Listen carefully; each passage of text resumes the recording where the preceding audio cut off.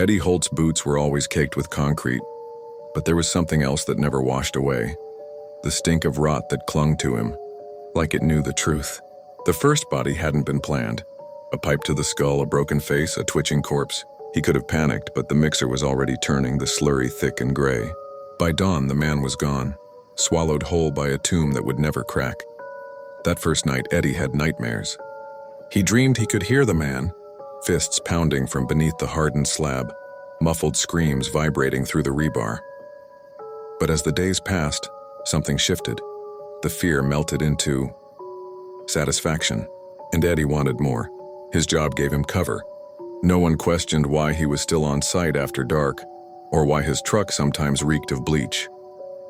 He'd drag them in, drunks from bars, addicts from alleys, the unlucky coworker who mouthed off at the wrong time.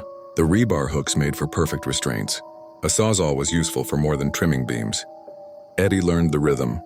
Tie them down, gag them, slice just deep enough to hear the wet gargle in their throats before lowering them into the pit.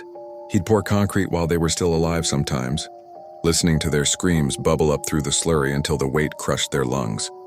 He liked that best. The buildings grew taller, gleaming towers stabbing into the sky. People praised their strength, never knowing they were held up by skeleton skin teeth, compressed into slabs beneath their feet. Eddie thought of them as sacrifices, each one reinforcing his monuments. But the bodies never stayed quiet for long. At night, when the city went still, Eddie swore he could hear them again.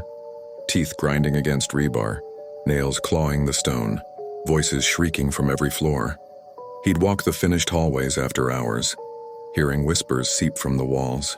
The last job went wrong. The rookie saw him drag a woman toward the pit, her face raw from being beaten with a trowel. Eddie caught the rookie's eyes across the floodlights, wide with horror. He froze, not from fear of being caught, but from excitement. 2 bodies in one night. He smiled as he reached for the rebar hook, because concrete always sets better with blood.